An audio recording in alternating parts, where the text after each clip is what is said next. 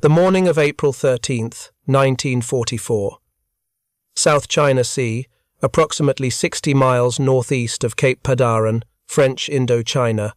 You are standing in the conning tower of the USS Flasher, submarine number 249, and through the periscope lens you are watching what appears to be an impossibility.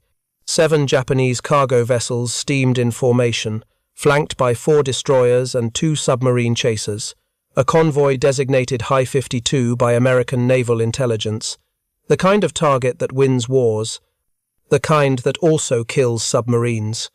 Commander Reuben T. Whitaker stands beside you, wire-rimmed glasses catching the dim red light of the conning tower. He has been tracking this convoy for 6 hours, long enough that the plotting paper is covered in pencil marks showing speed calculations, tide adjustments, moon phase considerations. The air in here tastes like recycled breath and machine oil. Somewhere below, in the torpedo room, 8 men wait beside loaded tubes, their hands resting on firing mechanisms. They've rehearsed 10,000 times in training and perhaps 20 times in actual combat. The question that will define the next 12 months hangs unspoken in this cramped steel cylinder. How does one submarine, carrying only 24 torpedoes, sink more enemy tonnage than entire wolf packs? How does a single vessel commanded by a soft-spoken officer from Virginia become the deadliest submarine in United States naval history, achieving a record so statistically improbable that Japanese intelligence will refuse to believe it came from a single boat? The answer begins not with aggression, but with patience, not with heroics, but with mathematics.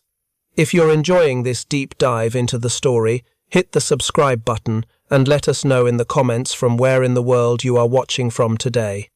To understand what makes the Flasher's accomplishment nearly impossible, you must first understand the arithmetic of submarine warfare in the Pacific theater. A Gato-class submarine, which is what Flasher is, carries 24 Mark 14 torpedoes. Each torpedo costs approximately $10,000 in 1943 currency, weighs 3,200 pounds, and has a theoretical range of 4,500 yards at high-speed settings.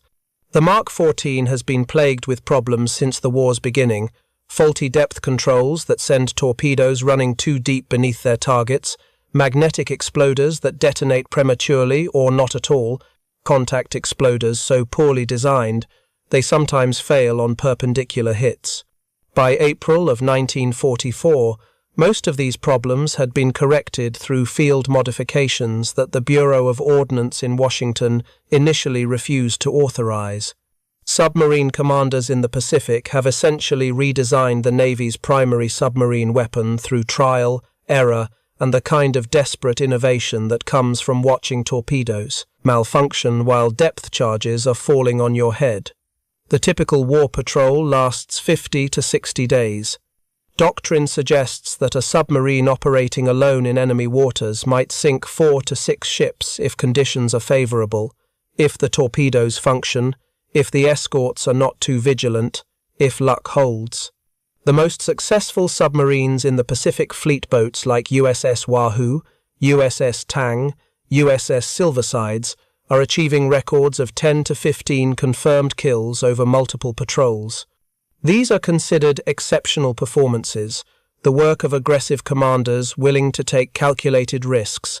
Commander Whitaker does not fit the profile of a successful submarine captain.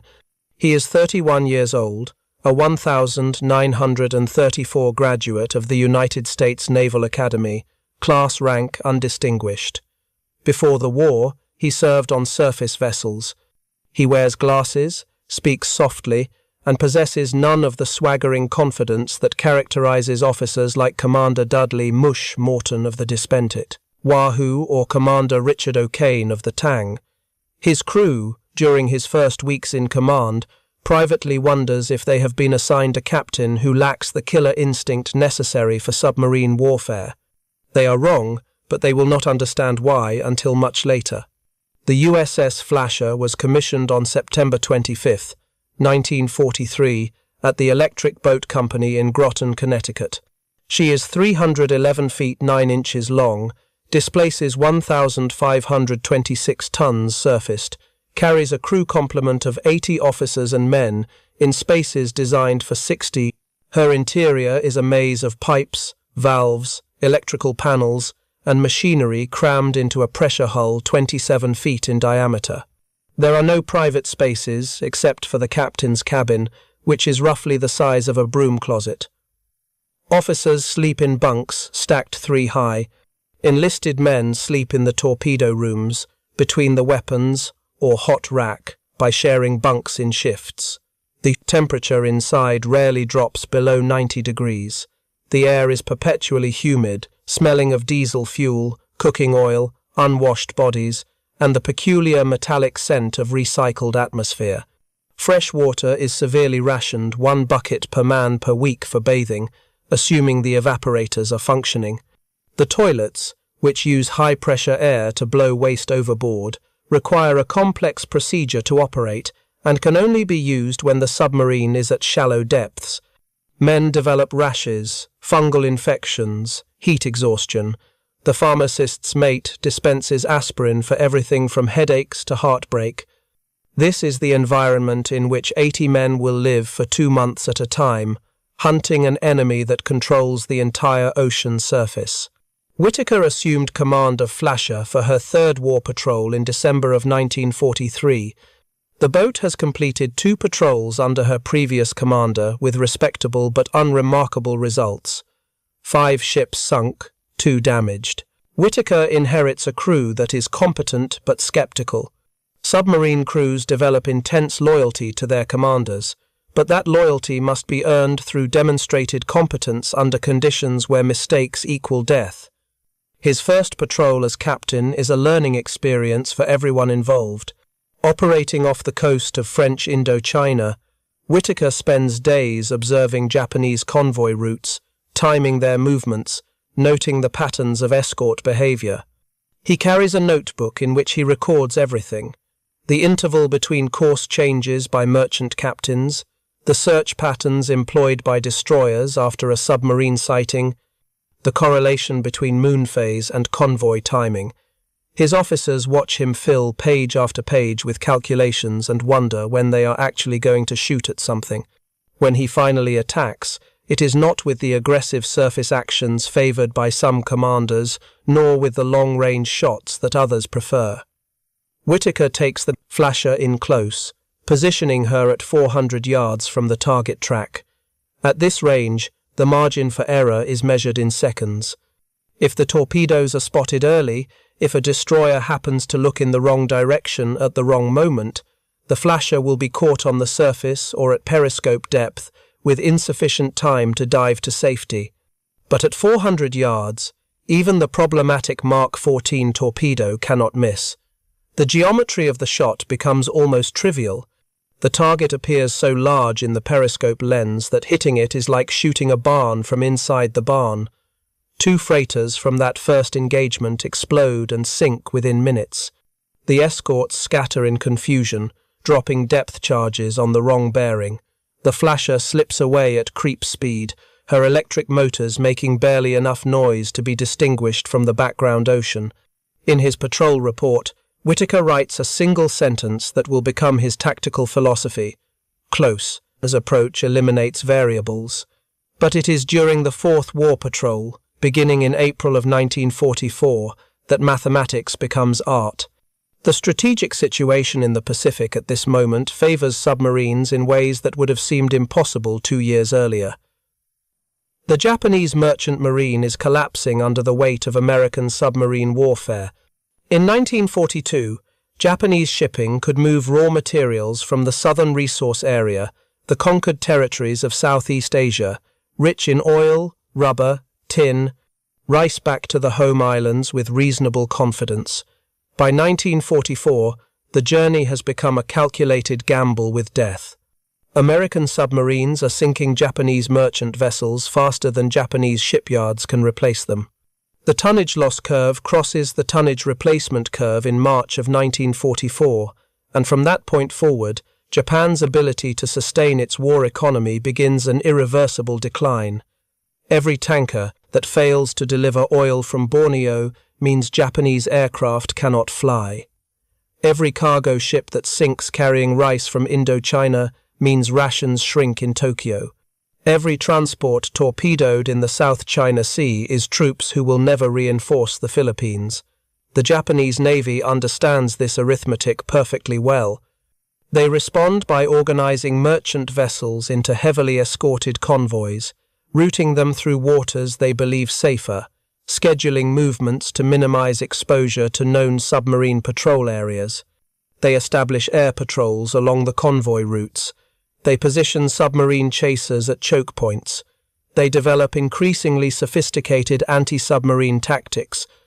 And into this increasingly dangerous environment sails Commander Whittaker and the USS Flasher. The convoy designated High 52 consists of 7 cargo vessels ranging from 4,000 to 10,000 tons.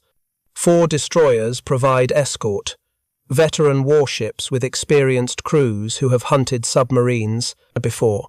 2 submarine chasers add additional patrol coverage.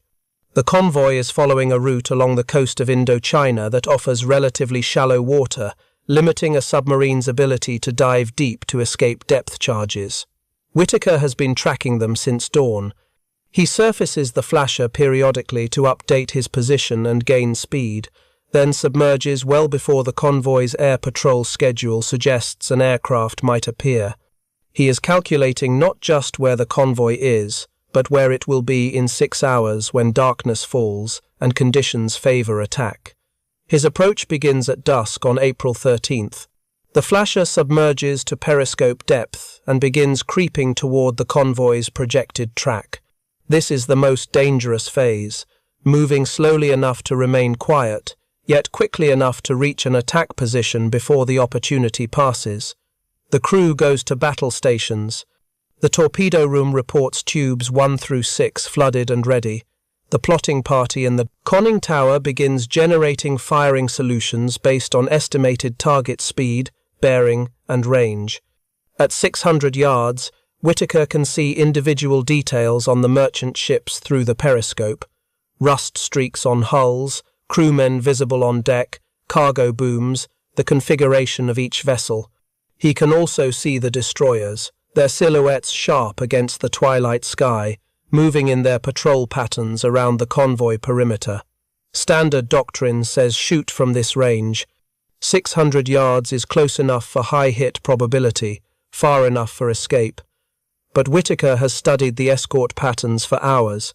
He knows that in 3 minutes, the nearest destroyer will be on the far side of the convoy, its sonar masked by the noise of merchant vessel propellers. He knows that the convoy will make its scheduled course change in 2 minutes, presenting a better angle for a spread of torpedoes to strike multiple ships. He waits, 500 yards. The tension in the conning tower is becoming physical. Men are breathing shallow, their muscles locked. The executive officer's hand hovers near the firing solution panel, ready to transmit the attack data to the torpedo room. 400 yards. This is inside the range where destroyers can ram a submarine if they spot it. This is the range where depth charges need not be particularly well aimed to cause catastrophic damage. Whittaker's voice cuts through the silence. Standby tubes 1 through 4. Match bearings. Fire 1. The submarine shudders slightly as compressed air ejects the first torpedo. Fire 2. Fire 3. Fire 4. 4 torpedoes, each set to run at 10 feet depth, spread across a 70-degree arc to ensure at least one will hit even if the target maneuvers. The weapons run at 46 knots, closing the distance to their targets in approximately 40 seconds. Take her down. Rig for depth charge. Rig for silent running. All ahead full. The Flasher's bow tilts down. The deck plates tilt beneath your feet. Men grab stanchions to keep their balance. The boat descends through the thermal layers, heading for 200 feet, then 250. Every piece of non-essential equipment is shut down. The ventilation stops. The temperature begins climbing immediately. At precisely 62 seconds after firing, the first explosion hammers through the water. The second follows 3 seconds later. Then the third and fourth, overlapping, A continuous thunder that you feel in your chest cavity and your inner ear and the roots of your teeth. 4 hits out of 4 torpedoes. The statistical probability of this, given Mark 14 reliability rates, is approximately 60%. Whittaker has just beaten the odds. But the celebration lasts approximately 5 seconds, because now comes the part that training cannot adequately prepare you for, the part where the ocean tries to crush you like an aluminum can. The first depth charge sounds distant, a muffled thump that rattles loose objects. The second is closer, the lights flicker. The third is close enough that paint chips fall from the overhead. Then they come in a cascade, overlapping, disorienting, the hull flexing in ways that steel should not flex, creating sounds that your brain categorizes as the precursor to structural failure. The Japanese escorts have established a search pattern that naval intelligence will later describe as textbook anti-submarine warfare. They form a grid, systematically collapsing the potential hiding space into zones of statistical death. Each destroyer carries between 40 and 60 depth charges. They are not dropping them randomly. They are dropping them in calculated patterns designed to force the submarine either into shallower water where it can be spotted, or deeper water where the pressure will do what the explosives cannot. Whittaker takes the Flasher to 300 feet. This is approaching the design limit of the Gato-class pressure hull, which is rated for 300 feet operational depth with a theoretical crush depth somewhere beyond 500 feet. At 300 feet, the pressure gauges show readings that make engineers nervous. Every rivet, every weld, every penetration through the hull becomes a potential failure point bearing hundreds of pounds per square inch of external pressure. The depth charge attacks continue. 14 destroyers, this is what the sonar operator counts, which seems impossible, but the sound profiles are distinct. 14 warships hunting 1 submarine, systematically eliminating hiding spaces through pure geometric logic. In the forward torpedo room, a seal begins leaking. Not catastrophically, but enough that a thin stream of seawater arcs across the compartment, hissing like a living thing. The damage control party plugs it with wooden wedges and rags, but everyone in that space understands that the hull is beginning to yield under the pressure. One man vomits into a bucket. No one comments on it. Fear is not shameful when it is rational. Whittaker does something that violates every instinct and most of the tactical manual. He orders the Flasher to turn directly toward the nearest destroyer and proceed ahead slowly. The helmsman repeats the order back, his voice cracking on the last word, certain he has misheard. But Whittaker's mathematics is correct. The Japanese destroyers are searching far, not near. Their sonar is calibrated to detect submarines at range, where they have time to maneuver for attack. At close range, the destroyer's own propeller noise and hull signature overwhelm the sensitive hydrophones. The closest approach becomes the safest space, the eye of the hurricane. For 90 seconds, the USS Flasher glides underneath a Japanese destroyer at a depth of 280 feet, moving at less than 3 knots. The crew can hear the destroyer's propellers through the hull, a rhythmic thrashing directly overhead. They can hear machinery noise, the metallic sounds of depth charges being loaded into their racks and rolled toward the launching rails. One sailor closes his eyes and mouths a prayer. The pharmacist's mate moves through the boat with his medical kit, checking on men who are approaching the limits of heat exhaustion and oxygen deprivation. Then they are through. The destroyer continues on its search pattern, dropping charges on water the Flasher vacated 2 minutes earlier. Whittaker takes the boat down to 400 feet beyond all recommended limits, into the realm where every creak and groan of the hull sounds like impending implosion and goes completely silent. Silent running is a term that sounds more romantic than its reality. It means shutting down everything that makes noise: ventilation systems, cooling pumps, unnecessary electrical equipment. It means the temperature climbs from 90 degrees to 100 degrees, to 110 degrees, to 120 degrees. It means the air becomes viscous with carbon dioxide, and men begin exhibiting symptoms of hypoxia, confusion, euphoria, visual disturbances, loss of motor control. It means you might survive the depth charges only to suffocate in your own submarine. The Flasher remains at 400 feet for 19 hours. This figure will appear in Whittaker's patrol report and will be read with skepticism by officers at Subpac headquarters who wonder if it is a typographical error. 19 hours at depth beyond design limits, with minimal air circulation, while Japanese destroyers systematically search the waters above. The pharmacist's mate moves through the boat with portable oxygen bottles, administering brief inhalations to men who are showing signs of carbon dioxide poisoning.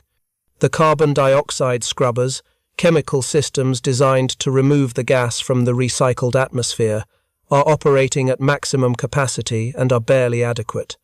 The chemical absorbent material turns from white to purple to dark brown, indicating saturation. At hour 15, they begin replacing the absorbent, a process that requires careful handling of caustic chemicals in near darkness while the deck tilts beneath your feet. At hour 17, a sailor in the after battery compartment loses consciousness. His bunkmate notices only because the man stops snoring. The pharmacist's mate forces oxygen into his lungs using a manual resuscitator, squeezing the bag in rhythmic compressions while another sailor monitors the unconscious man's pulse. After 3 minutes, he begins breathing on his own again. No one comments on this incident. It is simply noted, managed, and then everyone returns to waiting. At hour 22, the sonar operator reports that the destroyer propeller sounds are fading. Not disappearing, you can still hear them, but moving away, their bearing changing in a pattern that suggests the search is expanding outward rather than remaining concentrated. At hour 23, Whittaker gives the order that everyone has been waiting for, blow negative to the mark, surface, all ahead standard. The Flasher rises from 400 feet like a whale breaching. When the hatch opens and tropical air floods the interior, 3 men on deck watch immediately collapse, their bodies simply giving out now that survival no longer requires constant vigilance. The lookouts report debris fields stretching to the horizon, floating wreckage, oil slicks, cargo containers, the corpses of the convoy they killed 23 hours earlier. Whittaker climbs to the bridge, removes his glasses, cleans them carefully with a cloth that is damp with sweat and humidity. He surveys the destruction through binoculars, methodically noting the types of debris for his patrol report. Behind those wire-rimmed lenses, his eyes show no particular emotion. He is already calculating the next move, the next convoy, the next geometric problem to solve. The executive officer joins him on the bridge, gulping air like a drowning man. "Sir," he says when he can speak, that was the finest piece of ship handling I've ever witnessed." Whittaker does not respond to the compliment. Instead, he says, "Note the position, transmit it in clear. The Japanese should be allowed to recover their survivors. This is not standard procedure. Transmitting in clear means broadcasting without code, which gives away your position to any listening station." The executive officer starts to question the order, then stops. Every man on the Flasher has just experienced 19 hours of mechanized hunting, and they understand at a visceral level what it means to be prey. Whittaker is reminding them, and perhaps himself, that there is a difference between efficient killing and cruelty. The patrol continues. The Flasher is on day 38 of a scheduled 50-day patrol. She has expended 20 torpedoes and officially sunk 9 ships, with several more damaged or possibly sunk. This already qualifies as a highly successful patrol. Standard procedure would be to use the remaining 4 torpedoes conservatively, perhaps against a single high-value target, and then return to base. On May 4th, 1944, sonar reports multiple contacts. Whittaker spends 3 hours trailing them, slowly closing range while remaining undetected. What emerges through patient observation is a Japanese task force, the seaplane carrier Kamoi, 2 fleet oilers, 4 cargo vessels, and their escorts. Whitaker calls his officers to the wardroom for a council of war. They crowd into the small space, reviewing the plot board that shows the enemy formation. The tactical problem is obvious. They have 4 torpedoes remaining. Even if every torpedo achieves a hit, statistically unlikely, they cannot possibly sink the entire task force. The executive officer articulates what everyone is thinking. Sir, we let them pass and find a softer target. Whitaker studies the plot. The convoy is a priority target, a vessel capable of supporting seaplane operations that extend Japanese reconnaissance hundreds of miles. The 2 oilers are carrying fuel that could keep Japanese carriers at sea for weeks. The cargo ships are likely transporting reinforcements toward the Philippines, where American forces are preparing for invasion. We attack, Whitaker says. Fire tubes 1 and 2 at the carrier, tubes 3 and 4 at the lead oiler. And after that, sir? After that, we surface and use the deck gun. The deck gun. The 4-inch, 50-caliber cannon mounted on the Flasher's forward deck, designed primarily for finishing off crippled merchant ships at close range, not for engaging task forces that can shoot back and call for reinforcements. The attack begins at dusk. The Flasher approaches 800 yards longer range than Whitaker prefers, but necessary to give them time to reload if the first torpedoes miss. He does not expect to miss. The firing solution is precise, the target's course, steady, the sea state calm. Fire 1, fire 2, pause, fire 3, fire 4. 4 torpedoes, the last weapons in the Flasher's forward tubes. They run true. The first hits the convoy amidships, the explosion tearing a hole in the carrier's engineering spaces. The second torpedo hits forward, opening the bow to flooding. The lead oiler takes 1 torpedo in the engine room and breaks in half, the 2 sections separating with the grinding screech of tearing metal that carries for miles underwater. Surface. Man the deck gun. The Flasher broaches into twilight. The deck gun crew scrambles topside, following procedures they have practiced hundreds of times but never expected to actually execute in combat. The gun captain trains the weapon on the nearest cargo ship, now approximately 3,000 yards distant and visible against the darkening sky. The first round is low, creating a waterspout short of the target. The second round hits the waterline. The third, fourth, and fifth rounds walk up the superstructure, smashing through thin hull plating, demolishing the bridge structure, starting fires in cargo holds. The gun crew loads and fires with mechanical efficiency. Load, close breach, aim, fire, open breach, extract casing, repeat. 47 rounds in 8 minutes, an average rate of fire that exceeds the weapon's theoretical capability. They put shells into 4 different vessels, aiming for waterlines and engineering spaces where damage will be catastrophic rather than merely spectacular. 1 cargo ship is listing badly, her deck awash. Another is circling with no apparent control, her steering mechanism destroyed. A third is burning from multiple fires. The 4th is attempting to flee at maximum speed, which only makes her an easier target. The splashes from near misses help the gun crew refine their aim. Then the lookout sees it. Smoke on the horizon. Multiple sources. The escorts are returning, and they are bringing friends. Secure the deck gun. Clear the bridge. Dive, dive, dive. The gun crew has 45 seconds to secure the weapon and get below before the hatches seal. They move with controlled panic, stowing equipment, clearing brass casings, abandoning anything that cannot be secured immediately. 1 sailor slips on the wet deck, his feet going out from under him. 2 others grab him, 1 arm each, and physically throw him toward the conning tower hatch. He disappears into the opening with a yelp of surprise and pain as he hits the ladder wrong, but he is inside, which is all that matters.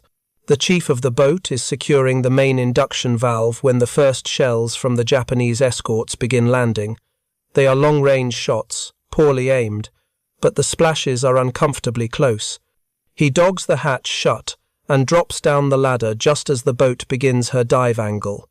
If you find this story engaging, please take a moment to subscribe and enable notifications. It helps us continue producing in-depth content like this. The Flasher goes deep again. The geometry of death resumes. Depth charges falling in patterns, the hull groaning under pressure, men waiting in darkness while mathematics determines their survival. This time, the attack lasts only 4 hours before the escorts give up the search. Perhaps they are low on depth charges. Perhaps they need to protect the surviving merchant ships. Perhaps they simply conclude that no submarine could have survived their barrage. When the Flasher surfaces again at midnight, the ocean is quiet. Debris fields mark where ships died. Oil slicks shimmer under starlight. The task force is gone, scattered or sunk. The gun crew reports that the deck gun's barrel is hot enough to cause burns, and they will need to perform maintenance before it can be fired again. In his patrol report, Whittaker will write with characteristic understatement, "Conducted surface gun action against enemy task force. Results considered satisfactory. Naval intelligence will confirm 9 ships sunk or damaged in this engagement." Combined with earlier actions during the patrol, the Flasher's 4th war patrol will be recorded as the single most successful submarine patrol in United States Navy history to that point. 15 ships sunk or damaged, totaling over 70,000 tons. Whittaker receives the Navy Cross, one of the highest decorations for valor. The crew receives 2 weeks of liberty in Pearl Harbor and a new reputation. Other submarine crews begin calling them Whittaker's Wolves, though the nickname puzzles Whittaker, who does not consider his tactics particularly aggressive. But the Flasher is not finished. The 5th War Patrol, beginning in August of 1944, adds another 6 confirmed kills. The methods remain consistent: patient tracking, close approach, precise firing solutions, and aggressive evasion. Whittaker refines his techniques, incorporating lessons from each engagement. He begins keeping detailed notes on Japanese escort behavior, documenting how different types of warships respond to submarine attacks. These notes will eventually be compiled and distributed to other submarine commanders, becoming part of the institutional knowledge of the silent service. By December of 1944, the Pacific War was entering its terminal phase. American forces have recaptured the Philippines. B-29 bombers are striking the Japanese home islands from bases in the Marianas. The Japanese merchant marine is in collapse, its tonnage losses exceeding replacement capability by a factor of 5 to 1. Merchant ships are sailing alone or in small, desperate groups, taking whatever routes they hope might avoid the submarine patrols that now dominate every major shipping lane. The Flasher's 6th War Patrol begins on December 4, 1944. By this point, Whittaker's reputation has spread throughout the submarine force. He is considered one of the most successful commanders in the Pacific, mentioned in the same breath as legendary captains like O'Kane, Morton, and Fluckey. But Whittaker remains uncomfortable with hero worship. He insists that his success is merely the application of sound mathematical principles to tactical problems. On December 21, 1944, off Cam Ranh Bay in French Indochina, the Flasher makes contact with what appears to be the opportunity of a lifetime, a convoy consisting of 4 tankers, 2 destroyers, and an escort carrier. It is the kind of target that can change the strategic balance in an entire theatre of operations, because those tankers are carrying oil that the Japanese Navy desperately needs, and that escort carrier represents air power that can protect convoys or support island garrisons. It is also the kind of target that kills submarines. Escort carriers carry anti-submarine aircraft. Their destroyers are veteran ships whose crews have hunted submarines for years. The convoy is sailing in relatively shallow water, where a submarine's depth options are limited. Whittaker observes them for 6 hours. His officers expect the usual pattern: patient tracking, waiting for ideal conditions, the eventual close approach. But as the sun sets on December 21st, Whittaker makes a decision that surprises everyone. He is going to attack immediately, in twilight, when visibility still favors the surface ships. His reasoning is mathematical. The convoy is heading toward Cam Ranh Bay, where it will enter protected waters with additional escort coverage. If they wait for full darkness, they will lose the opportunity entirely. If they attack now, they can use the twilight to obscure their periscope wake while still having enough light for accurate targeting. The approach takes 2 hours of careful maneuvering, positioning the Flasher to intercept the convoy's track while remaining undetected. At 600 yards, Whittaker begins firing. Not the usual spread of 4 or 6 torpedoes, he fires a 10-torpedo salvo, every weapon in the forward and aft tubes, released in a carefully timed sequence designed to arrive at the targets in overlapping waves. 10 torpedoes represent nearly half the Flasher's entire weapons load. If they miss, the patrol is effectively over, but Whittaker has spent 6 hours calculating angles, speeds, and bearings. He is betting everything on mathematics. The first explosion comes 62 seconds after firing. A tanker hit amidships. Then a cascade of detonations, overlapping, the sounds merging into continuous thunder. Through the periscope, Whittaker watches as 3 tankers erupt in flames, their cargoes of oil igniting in fireballs that illuminate the twilight like false dawn. The escort carrier Unyo takes a torpedo in the stern, her flight deck buckling, aircraft sliding into the water. Take her deep, right full rudder. All ahead full. The Flasher begins her dive, but something is wrong. The sonar operator's voice cuts through the controlled chaos. "Sir," the carrier. She's turning toward us. She's attempting to ram. The Unyo, mortally wounded but not yet dead, has identified the Flasher's position from the torpedo wakes. 9,000 tons of dying warship is turning at 12 knots, intending to ram the submarine before she can dive to safety. Whittaker has perhaps 3 seconds to make a decision that will determine whether 80 men live or die. He can surface and attempt to outrun the carrier, unlikely to succeed, and it would expose them to gunfire from the destroyers. He can turn and try to evade, also unlikely at this shallow depth and slow speed. Or he can do the only thing that mathematics suggests might work, dive as deep as possible and hope the carrier's hull passes over them with enough clearance. 500 feet, emergency dive. All ahead flank. 500 feet is well beyond the Flasher's rated depth. At 500 feet, the external pressure is approximately 220 pounds per square inch. Every rivet, every weld, every seal in the hull is experiencing forces that exceed design specifications. The hull begins making sounds that are difficult to describe if you have not heard them. Groans, creaks, metallic pings that might be rivets failing or might just be steel flexing under impossible loads. The carrier passes overhead. The propeller noise is so loud it overwhelms the Flasher's sonar. You can hear the carrier's hull scraping through the water, hear machinery sounds, hear for one impossible moment what might be human voices shouting on the carrier's deck. The propellers miss the Flasher's sail by an estimated 20 feet. 20 feet separating a successful attack from a catastrophic collision that would have sent both vessels to the bottom. Then the carrier is past, and she is sinking. The Unyo goes down with 1,200 men aboard, her hull torn open by torpedo damage and the stress of her final maneuver. The tankers are burning, spreading oil slicks across miles of ocean.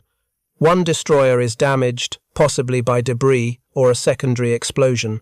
The convoy that was supposed to deliver vital fuel to the Japanese Navy has instead become a funeral pyre visible from the mainland. The Flasher remains at 500 feet for another hour, moving away from the attack site at creep speed while the remaining destroyers conduct their search. When she finally surfaces well after midnight, the crew finds an ocean transformed into an apocalyptic landscape of burning oil, floating wreckage, and the distant silhouettes of rescue vessels attempting to save survivors. Whittaker stands on the bridge, methodically recording observations for his patrol report. The executive officer watches him.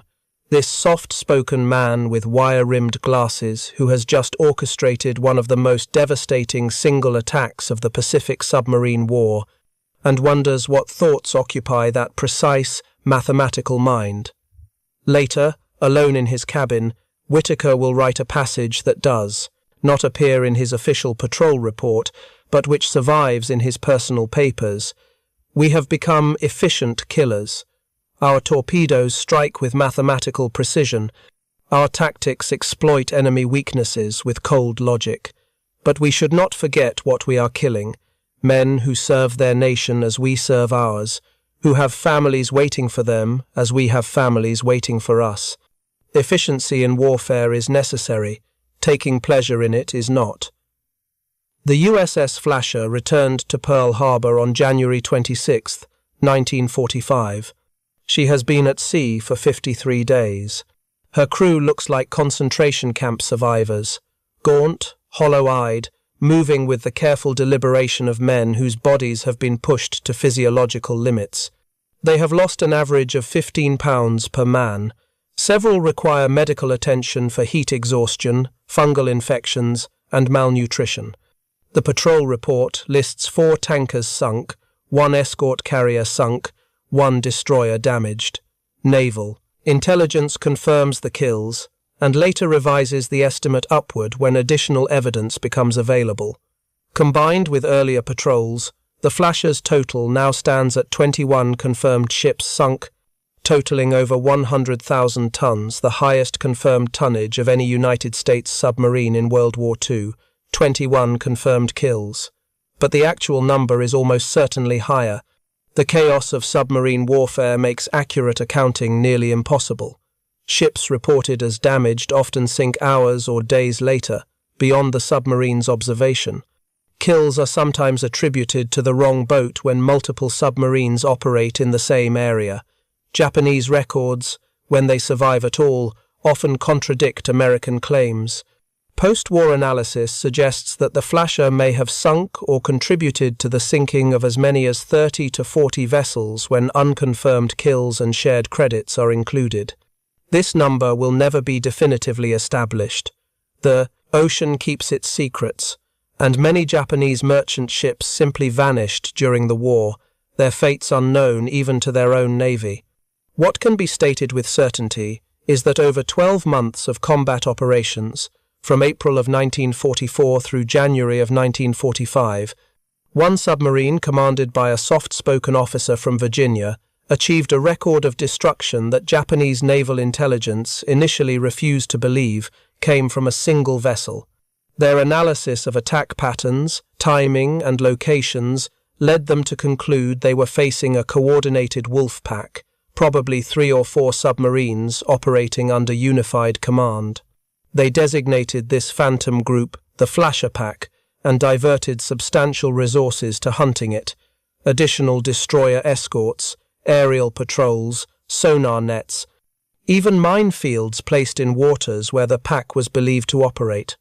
At one point, 14 destroyers were assigned specifically to anti-submarine operations in South China Sea, all hunting what they believed to be a multi-boat threat. There was no pack. There was 1 submarine, 80 men, and mathematics. The question that naval historians still debate is why Whittaker's approach proved so effective when it violated conventional wisdom about aggressive submarine warfare.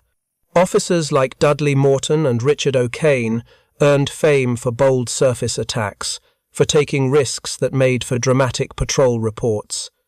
Whittaker's reports read like engineering documents, precise, methodical, emotionally flat.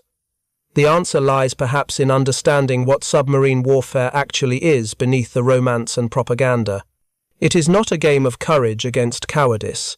It is a mathematical contest between geometry, physics, and probability. The submarine that strikes from close range with precise targeting hits more often than the submarine that fires from safe distance with uncertain solutions. The submarine that evades through careful calculation survives more often than the submarine that relies on aggressive maneuvering. Whittaker understood this at a level that bordered on instinct. He could visualize the 3-dimensional geometry of an attack: torpedo running time, target movement, escort patrol patterns, escape routes. He could calculate in his head what other officers needed plotting boards to determine, and critically, he could wait. He could observe for hours, tracking a target, while his crew fidgeted and his officers wondered if he would ever give the order to fire. Patience is not a dramatic virtue. It does not photograph well. It does not make for exciting patrol reports. But in submarine warfare, patience preserves boats, and boats that survive complete more patrols, and patrols completed to accumulate kills. The USS Flasher conducts one more war patrol after her record-setting 6th patrol. By this time, targets in the Pacific are becoming scarce. The Japanese merchant marine has been functionally destroyed. Submarines that once found rich hunting grounds now cruise for days without making contact. The Flasher's 7th patrol results in one confirmed kill and returns to Pearl Harbor in April of 1945. The war ends 4 months later. Commander Whittaker is reassigned to shore duty. The Flasher was decommissioned on May 16, 1946. Her hull number struck from the Naval Register. She spends the next 17 years in mothballs before being sold for scrap in 1963. She is dismantled at a facility in California, her steel recycled, her identity erased except for the records and the memories of men who served aboard her.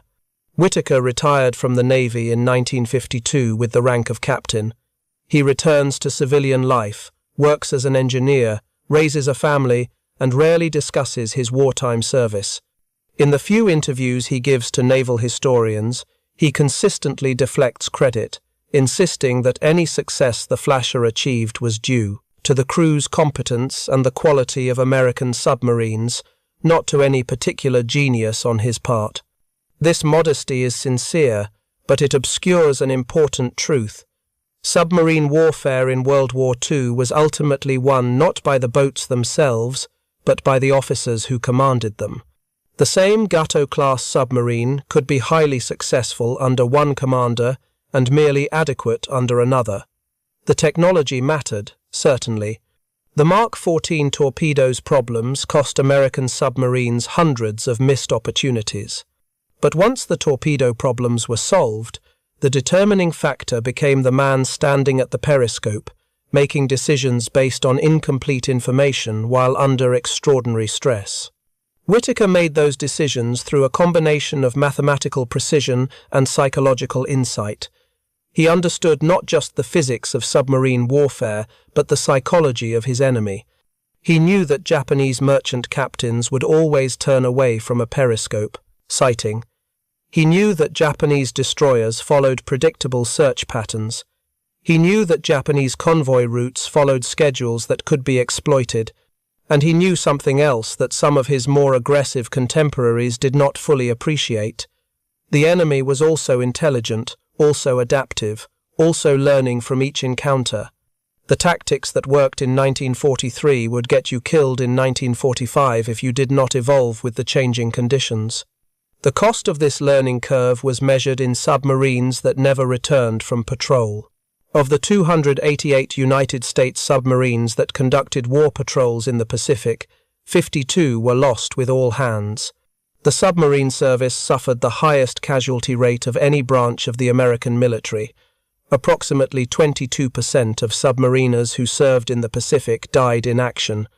The USS Flasher never lost a man to enemy action during her entire service. This statistic is as remarkable as her kill total, because submarine warfare offered limited margin for error. One torpedo that runs circular and comes back at you, one depth charge that lands close enough, one ramming attempt that succeeds instead of fails. Any of these could have erased the Flasher and her crew from history. That none of these occurred is partly luck, but it is also the result of decision-making that prioritized survival as highly as aggression. Whittaker understood that dead crews sink no ships. The most successful submarine is not the one that achieves the most kills on a single patrol, but the one that completes the most patrols. This is the part of submarine warfare that rarely appears in popular accounts. The tedium, the calculation, the 1,000 small decisions that determine whether you live or die. The decision to wait 3 more minutes before firing, the decision to dive 50 feet deeper than doctrine recommends, the decision to transmit a survivor position in clear, knowing it reveals your location, because some obligations transcend tactical advantage. These decisions do not make for dramatic cinema. They are not the substance of heroic narratives. They are simply the reality of how wars are actually won, through competence, discipline, and the kind of moral clarity that recognizes the difference between necessary killing and cruelty. The legacy of the USS Flasher exists today primarily in specialized military history and in the collective memory of the submarine service. Every officer who attends submarine school studies Whitaker's patrol reports, though few recognize his name. His tactics have been absorbed into doctrine, his innovations now considered standard procedure. The close approach, the patient tracking, the emphasis on geometric precision over aggressive boldness, these have become the unmarked foundation of modern submarine warfare. There is no memorial to the Flasher except for a brass plaque in the Submarine Museum in Groton, Connecticut.